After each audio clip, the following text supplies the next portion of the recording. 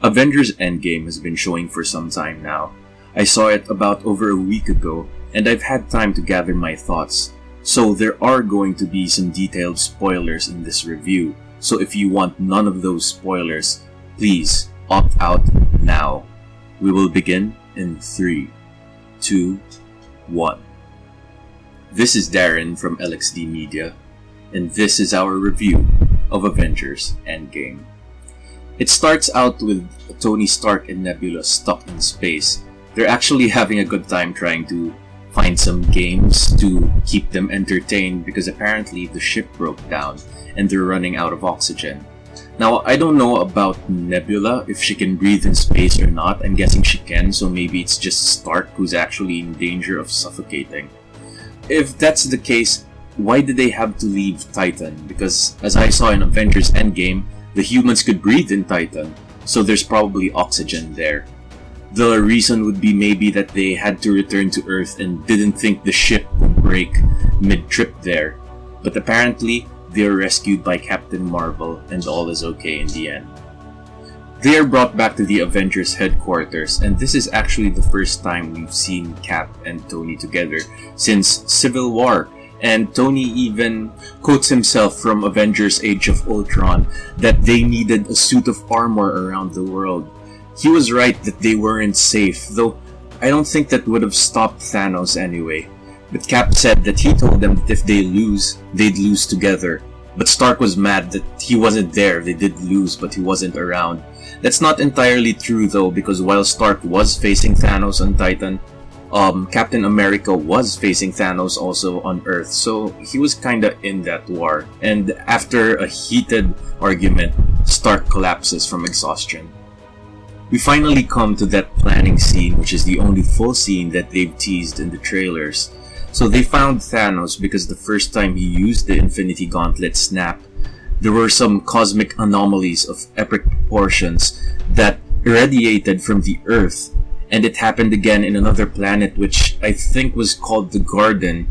And when they went to him, they found out it was because he had used the stones to destroy the stones. This pretty much shows that maybe Thanos in his own twisted way was actually unselfish because he only cared about the snap. He destroyed the stones in order for people not to be able to reverse what he had done, what he thought was doing the universe a mercy. And he didn't want to just keep the power for himself the whole time. He even left himself defenseless. He didn't have his armies or whatever in the garden because he thought that his noble work was done. And being angry and everything, Thor cut off his head with Stormbreaker. And that was pretty much it. This was the end for Thanos. So it was actually not what you were expecting, because based on the trailers alone, you'd think that the whole idea of the Endgame movie was that they were going to travel through space and find and actually fight Thanos, but this part was already over. Also, interesting enough, Thor says that this time he actually went for the head. So 5 years passed. Tony's retired and he has this sort of lakeside house with his daughter, Morgan Stark, his daughter of course with Pepper Potts. So she's about 4 years old now because only 5 years have passed. And the Hulk is now actually the Hulk's body with Dr. Bruce Banner's mind, and he's even wearing clothes and glasses, which I think is a funny touch because the Hulk doesn't need glasses at all. Black Widow is sort of spearheading the Avengers operations, which I found fun that it already reached a universal scope. Captain Marvel was going around in outer space. Nebula and Rocket were doing the same thing. And then there's Okoye from Wakanda and War Machine, who was somewhere. He actually found Clint Barton, who was calling himself Ronin now. He went on a killing spree. He was taking out cartels, mobsters, drug dealers, people who he thought did not deserve to live after the snap, but survived anyway, because his family was one of the victims. Captain America is actually helping people via support groups, telling them that they should move on, and here we have another one of the lines from the trailer saying that people move on, but we don't. This was his sort of pep talk to Black Widow, but he also did mention that on his way to the Avengers headquarters, he saw whales in the Hudson River. because there were fewer ships and cleaner waters. It's sort of hinting that even though Thanos did such a terrible thing, there was a silver lining out of it. I guess they could have shown some dramatic shots of the Earth actually being better and maybe panning in on Captain America's face, looking that maybe there was something to what Thanos was doing and making it some sort of conundrum. But at the same time, also showing people that there is something to saving the Earth's resources. Sort of doing a service, at the same time entertaining the people they're meant to serve. What they did show was a shot of the Statue of Liberty, basically New York looking almost empty. Now, it's kind of funny because they showed it like a post-apocalyptic zombie movie type of thing where there are almost no more people. But Thanos only eliminated 50% of the people. So even if you count the people who died afterwards because their pilots died, surgeons, or whoever, let's say there were only like 30 or 20%, that still doesn't make New York look abandoned after all this. Going to Ant-Man, he was stuck in the quantum realm because Hope, Dr. Pym, and Janet Pym, or Janet Van Dyne, was supposed to bring him back. But they weren't able to because they were dusted. And instead, a rat presses the button after 5 years that finally gets him back out from the quantum realm. So of course, Scott has no recollection of what's going on because he was stuck in the quantum realm. He didn't know about Thanos and everything, and was just worried about his daughter after he saw and probably was told about the events that took place. But he found her. Cassie was actually safe, and Cassie Lang is a teenager now, which is surprising to her because her dad looks exactly the same. So he goes to the Avengers headquarters to meet Captain America and Black Widow, and this is when they start discussing time travel. You see, Ant-Man was stuck in the quantum realm for 5 years, but to him, it only felt like 5 hours.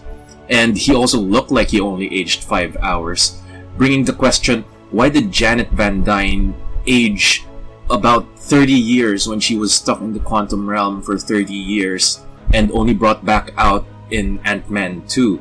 She already had the white hair and everything. Shouldn't it have been only 30 hours for her? So they are thinking of the possibilities of turning the quantum tunnel into a time machine, because Scott was saying that if time works differently in the quantum realm, maybe someone can tap to that, someone can navigate the quantum physics behind it. And of course, they asked Tony Stark. Tony and Pepper know that they were lucky because they both survived and already have a daughter now. So Tony was kinda hesitant to lose her, and they asked the Hulk instead because they understood the premise behind Tony's fear. Eventually Tony became successful, and he told Pepper that he feels like not telling anyone that time travel was actually possible, that he had done it. But of course, Pepper convinced him to do the right thing. There was also this cute moment where Tony had with his daughter when he put her to sleep and said that he loved her tons, and she said she loved him 3,000, and Tony made a big deal out of it. Of course, Tony has his discovery on his own. When in the Avengers headquarters, the Hulk, Captain America, and Black Widow were testing out possible time travel scenarios, but the only thing they were able to do was make Scott older and turn him into a baby, and that's when Tony arrives to correct whatever it is that needed correcting. So the Hulk explained the rules. Changing the past does not alter the present. Instead, it creates an alternate timeline. That's why he was explaining to War Machine that aside from being a horrible idea, killing baby Thanos isn't actually going to change the future that they're in. So to test time travel, Hulk and Rocket bring back Thor from New Asgard, and Black Widow finally convinces Ronan that he can save his family. So Ronan, Clint Barton, or the Hawkeye, he goes back in time with a modified Ant-Man suit, and he sees his family and brings back a baseball glove. So it's sort of proof that they could bring back an Infinity Stone from one of the said pasts. The plan seemed simple enough. Go back to the past and gather the Infinity Stones and bring them to the present so that they could bring back their fallen comrades. So they were calling this the time heist. Basically, there would be 3 groups of people who'd be going back to specific times and places. So in order to get the Tesseract, which was the Space Stone, Loki's scepter, which was the Mind Stone, and the Time Stone from the New York Sanctum. They were going back to New York in 2012, where of course the events of the first Avengers movie took place. Now, space in 2014 was where they were going to get the Power Stone from Morag, which is where Peter Quill found the Power Stone, and the Soul Stone from Vormir. And Asgard 2013 was the final destination. This was where the Ether was. It was inside Jane Foster when Thor had brought her to his father Odin. Thor and Rocket were the team that went to Asgard, and they actually had the easiest complication. Thor was preoccupied with Frigga, his mother, because this was actually the day that she was going to die. Being all-powerful and knowing that she is, she could easily tell that that version of Thor was from the future, and she said that the future hadn't been kind to him, because Thor had actually already been fatter now, because he was blaming himself the whole time. He was just drinking, being merry, and became a fat, drunken blob. And so she tells him that he's not a failure after all. She also told him not to reveal to her the future because he wanted her to know. He wanted to sort of save her, but she knows that what's meant to be is supposed to be. Rocket manages to get the ether from Jane Foster all on his own, and before they left, Thor was even able to summon Mjolnir, exclaiming to himself that he was still worthy after all. And they returned to the present. The next group was Captain America, Tony Stark, the Hulk, and Ant-Man, who went to New York 2012 with the battle with the Chitauri army in Avengers 1. So Hulk went to get the Time Stone from the Sanctum, only to see that it was the Ancient One who was actually defending the Sanctum. It was kind of cool seeing her sort of contribution to that moment. And then they stopped to talk.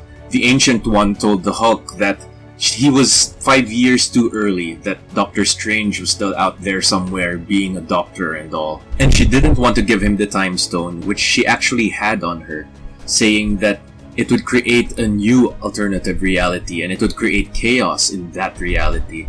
Though Hulk promised that he would take it back at the exact same moment so that that doesn't happen. He convinced her finally by saying that Doctor Strange willingly gave it to Thanos. This was kinda odd because she said that Doctor Strange was meant to be the best of them, which is why he was probably scheming something and eventually gave the Hulk the Time Stone. But when you go to the future of that reality, the Doctor Strange movie, she actually kicks out Doctor Strange, and it was Mordo who convinces her that she should take him under her wing. The Hulk returns to the present, and Captain America goes after Loki's scepter. Hydra agents, who they did not know were Hydra agents at that time, they were basically agents of S.H.I.E.L.D, brought it down an elevator.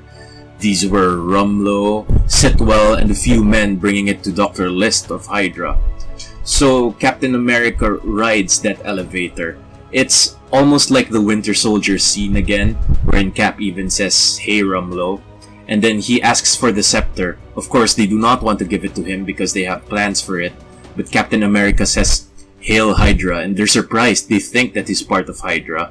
They don't know that he only knows they're Hydra because he's from the future, and so they willingly give him the scepter.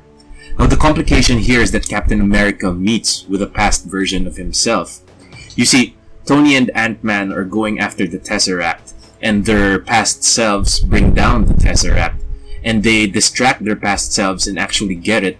But then the Hulk, the 2012 Hulk, who takes the stairs, hastily bumps them, and they accidentally let the Tesseract go, and Loki is able to get his hands on it and escape by teleporting Thanos style. I've never seen Loki use it like that before, so that was kind of interesting too. So anyway, the 2012 Captain America thinks that the present Captain America is actually Loki in disguise, and so Cap has to take him down, or rather take himself down. So he distracts his past self by saying that Bucky is still alive, and then he finally knocks himself unconscious and takes the scepter.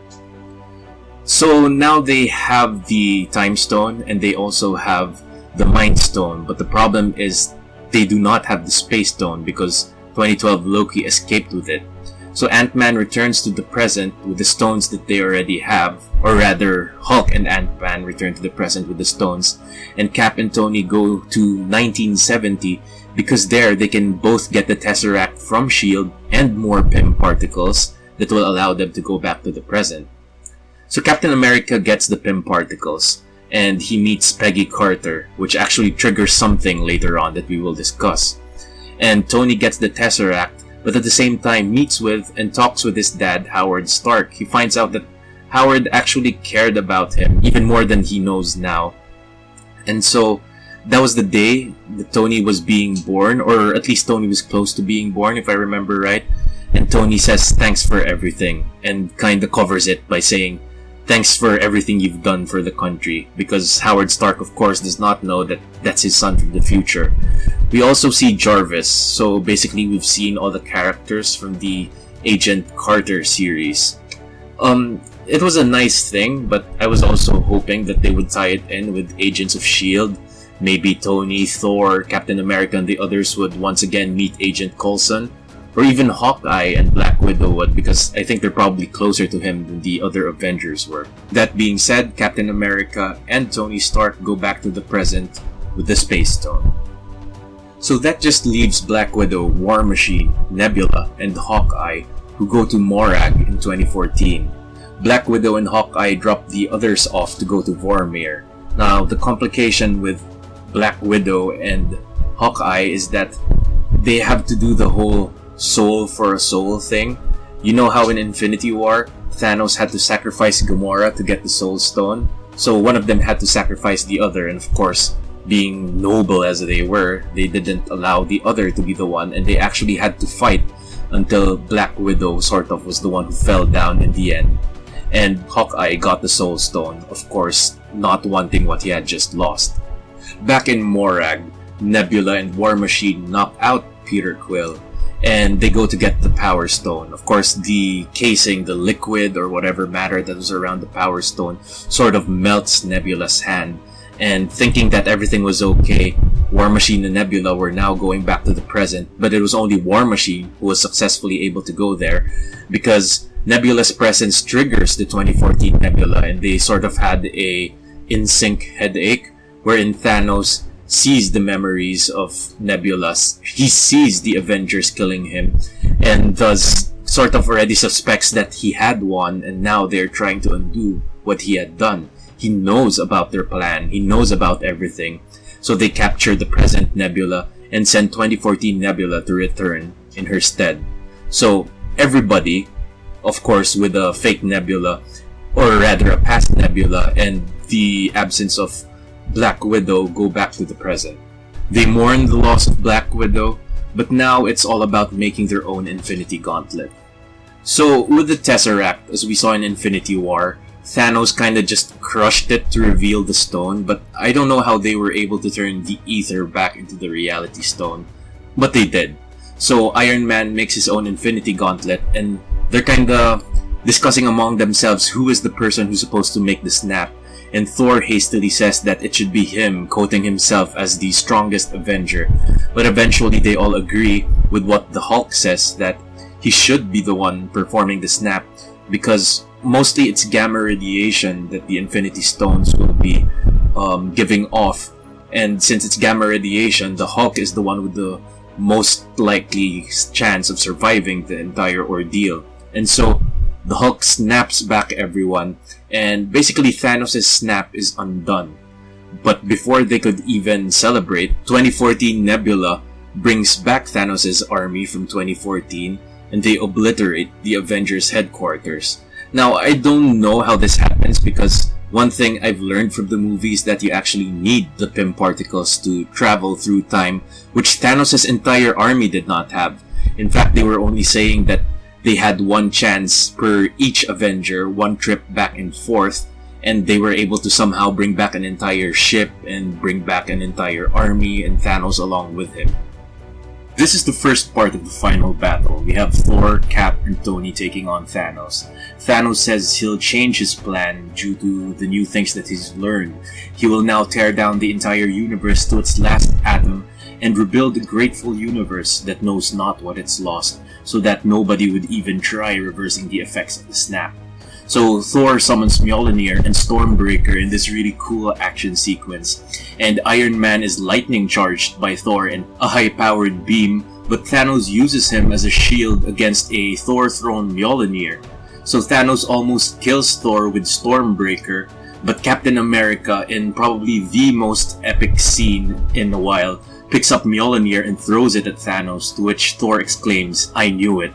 So I'm not sure now if Captain America really couldn't pick up Mjolnir during Age of Ultron, or he was only faking it, because there was a sort of nudge. Maybe all this time he could have picked it up, but for some reason he decided to keep it a secret. But Thor seems to know all along that Thanos, or rather Captain America, really could have picked up the hammer.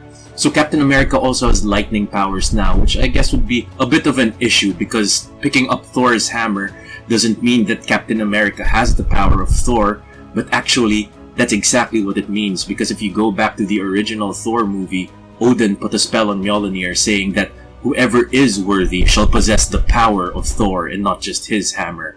So Captain America uses Raiden-like lightning strikes against Thanos, but he's eventually overpowered by Thanos as well as Iron Man and Thor.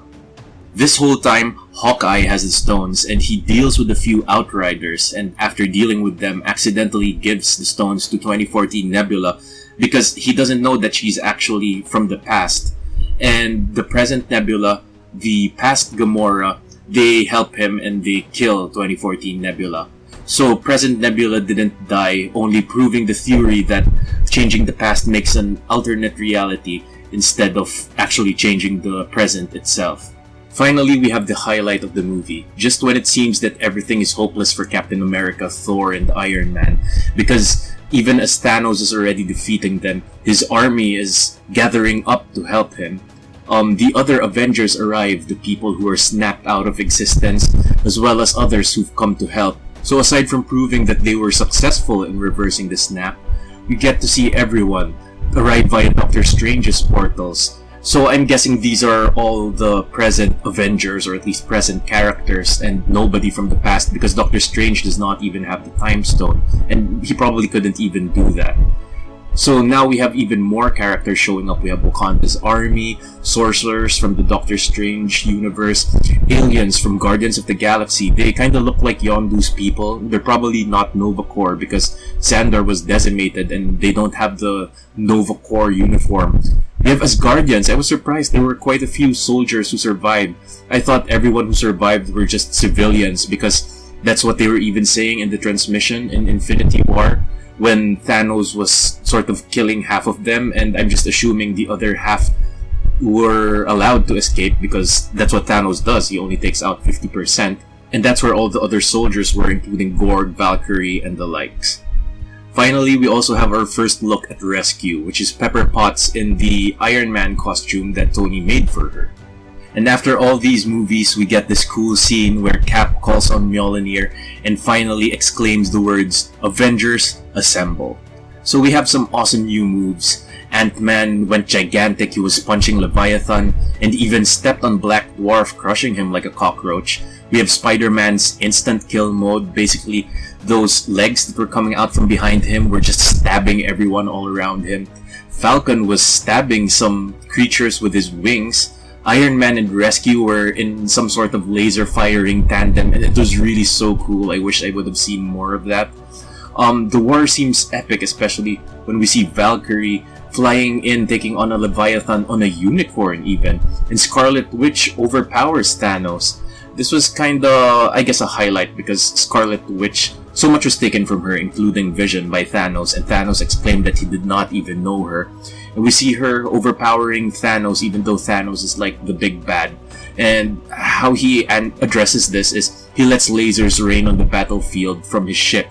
And of course, the ship is destroyed by the final entrance of an Avenger, Captain Marvel, who comes from space. So we have some touching reunions. There's Spider-Man saying that they took a nap basically for the last 5 years. It's like he just woke up after 5 years thinking it's just the next moment. It was only because of Doctor Strange that they knew it was 5 years. Doctor Strange having seen and knowing the future, and saying that they needed to go help out the other Avengers right away. And funny enough, he was being annoying as usual, and Iron Man just ignored him and hugged him because he missed him so much. Peter Quill was saved by 2014 Gamora. Of course, he just thinks it's Gamora. He has no idea, I'm assuming, about all the time traveling thing and that she came from the past. And when he tries touching her face in like a sort of awkward love moment, she knees him in the NAD, and she's in disbelief that that is who she chooses in the future. And funnily enough, Nebula says the choices were either him or a tree. I guess, why would he choose a tree over another humanoid, even though Drax was probably too much of an idiot for her, and Raccoon was, well, more of an animal. I guess she's not a furry or whatever. So they make this plan to send Thanos' army back into their own timeline. You see, the van, which was used in Ant-Man 2, is a quantum tunnel that's still available in order to bring them all back to the past. Again, I don't see how this works because the van did not work as a quantum tunnel. It was only able to send Ant-Man back and forth through his own body, make him older, make him younger, but not really do the whole time traveling thing per se. So, first, Thanos' army did not need the Pym particles to come to the future, and now the van was suddenly good enough to send the entire thing back to the past. It's, I guess, a loophole that they haven't answered. But the van is destroyed by Thanos, so there goes that plan. So another funny incident is when Captain America wields Stormbreaker, sort of catches it accidentally. And in Infinity War, Thor said that a Thanos killing weapon was too much. I'm guessing it's because it's too much for a human or a mortal to handle, even though Star-Lord is basically half celestial. So why was Captain America able to hold Stormbreaker and almost use it had Thor not stopped him in the said funny scene where Thor actually got Stormbreaker for him and gave him Mjolnir and said, no, you get the little one. Of course, it's understandable that Captain America can wield Mjolnir because with Mjolnir, it's all about worthiness and not necessarily the power to hold it. So there came cases where Thanos was almost close to having the Infinity Gauntlet, or Iron Man's version of it, but Captain Marvel faces Thanos, however she is overpowered by him. I'm glad that they didn't sort of like bring Captain Marvel and just use her as this ultimate weapon who can instantly defeat the big bad.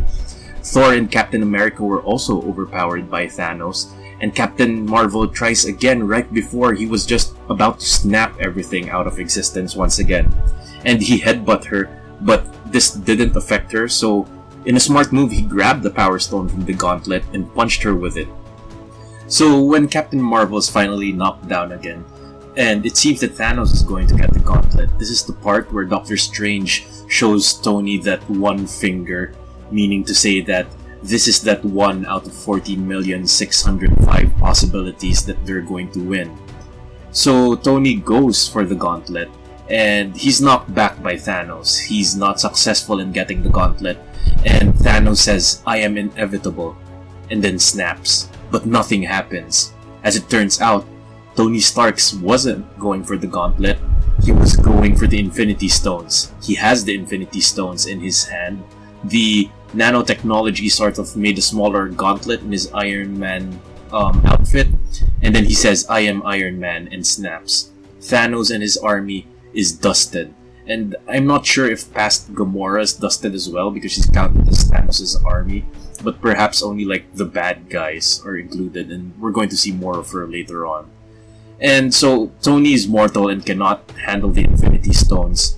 Finally, Tony dies, and that is the end of Iron Man. Later on, they play back a message from Tony's helmet. They show him saying words of having a hopeful future, and they show Scott, Cassie, and Hope together. They show Shuri, T'Challa, and their mom overseeing Wakanda, and Clint is finally reunited with his family. He says everything will probably be alright. Technically, that's true, though he didn't account for himself dying. And his hologram faces Morgan and says, "I love you 3000," as if to go back to the scene wherein she said it to him and he sort of made a big deal about it before the time heist. We see almost everyone in Tony's funeral. The boy from Iron Man 3 whose garage Tony crashed at, and Aunt May, Maria Hill, and Nick Fury, whom you can say is the guy who sort of started the Avengers. Hawkeye and Scarlet Witch are talking that Black Widow and Vision both know that they won, which is kind of funny to me that they didn't bring back Vision, because I think that Doctor Strange can bring back Vision. It was even proven in Infinity War because Thanos used the Time Stone to bring him back to get the Mind Stone. And there's sort of no funeral for Nat, even though she died, and she's just as important a character, and she just made as important a sacrifice as Tony did in order to get the Soul Stone in the first place. It's probably because she had no family, but then again, the Avengers now mostly know her and are kind of her family. Thor chose to leave the Earth, Valkyrie was made to rule over New Asgard, and he left to the Guardians of the Galaxy. Though in this scene we did not see Gamora, so I don't know how she's going to fit into the new Guardians of the Galaxy, or again if maybe she was dusted for some reason with Iron Man's snap. But hopefully we'll see her and Thor as well in the new Guardians of the Galaxy 3 movie. Finally, we have the ending scene. Hulk told Captain America that he tried to bring Natalie back, but it really didn't work because I guess she was decimated. She was not decimated along with other people who were dusted but killed naturally to get the Soul Stone. Captain America was to return the stones to the exact moments of taking. He took Mjolnir with him, which I was guessing he'd probably return to 2013 Asgard as to not change that reality too much. All the time it would take for him to return the stones was given to him, but basically it should have been 5 seconds only in the present. So he took the stones back. He should return them back to their original forms, back to where they were. I'm wondering how he's going to get the ether back into Jane Foster, or like create the Tesseract again out of the Space Stone, or even putting back the Power Stone into like that sort of protective contraption it was in Morag. But Captain America never came back, and in the present, they saw old Captain America, which means that he chose to live out his days in the past. Or maybe you could even call it like the proper time, because he sort of time traveled when he was frozen in the ice, in a sense. So he did confirm that he returned the Infinity Stones. We assume he returned Mjolnir to 2013 Thor. And after everything, he wanted to have a happy life, the same happy life that Tony Stark was telling him about. So he married Peggy Carter. Remember in Winter Soldier when Peggy Carter was saying that she fell in love with a man and lived with him for the rest of his life, but she never really admitted or said who that was? Perhaps it was Captain America all along.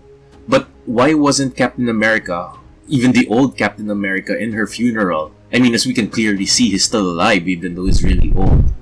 Or was this all just an alternate timeline? But the thing is, if this was an alternate timeline, as Hulk suggested the way time travel works in their universe, then why was Captain America appearing old in that same timeline? So also, if that was the same Captain America who was sort of the husband of Peggy Carter, whose niece is Sharon Carter, and he slept with Sharon Carter, does that mean he slept with his own niece? Anyway, he passed on the shield to Falcon, and Falcon now has the mantle of Captain America. Whether he will take that name or not is still to be seen in future Marvel movies. So who'll be the Avengers point person at this point? Will it be Nick Fury again? After all, he is the S.H.I.E.L.D. director who sort of put everything together, and Captain Marvel does trust him fully. Or would it be Captain Marvel herself, since she's somewhat one of the more powerful Avengers right now? Or speaking of the quote-unquote strongest Avenger, would it be Thor? Though I think Thor better get back in shape for him to be considered the strongest Avenger again, because kinda doesn't look good for him right now. You know, it was better with the past Thor with all his previous powers, the ones he gained from Ragnarok, to be the leader of the Avengers. Captain America can still help out with all his, knowledge and everything, but he's not really going to be considered an Avenger from now on because I doubt he can take on aliens and whatnot.